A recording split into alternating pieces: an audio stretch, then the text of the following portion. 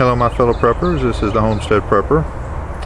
I'd like to give my 2 cents in for those of y'all thinking about buying a tractor to work and farm your property. I chose an older tractor because it's, well, for one, it was cheaper and it's easier to work on. I salivated at some of the new tractors, but the price, just about knocked my socks off. But if you're thinking about getting a tractor, I recommend you get you an older one, and that doesn't have, it's not computer injected and has all these wild expensive parts that only a technician knows how to put them on or even know what they're for. This is a 1970 John Deere. Yeah, it's got a little wear and tear on it, but that's what I bought it for, was to use it.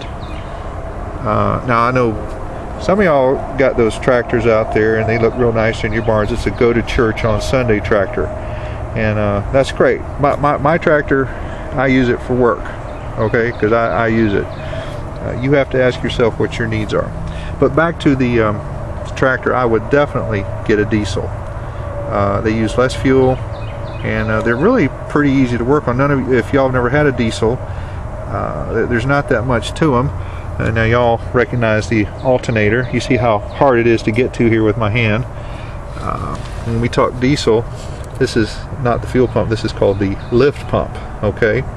Which it lifts the fuel up over, and it goes over here to the filter.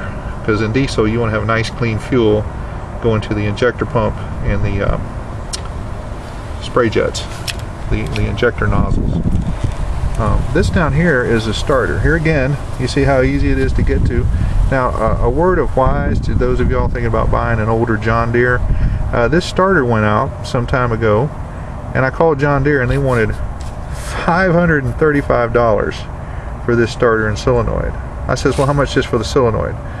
$197. Okay, well, I took this off, went up to the AutoZone, and he matched me up a solenoid for, I think it was $11.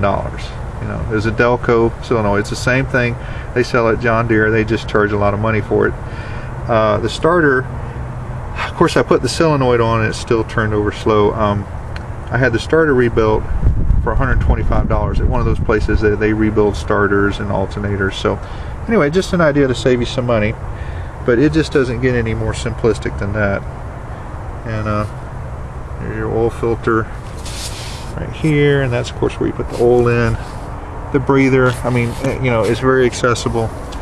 And this is an old tractor that's been used. Now it works really good, and it's tough as nails, and if I run into a tree with it or something like that, I mean, that's what it's made for. That's what I use it for. Now here on the other side, now I'm on the left side, this is the injector pump, and you see how easy it is to get to. Simplistic, easy, rugged. Anyway, so that's my advice. Homestead Prepper out.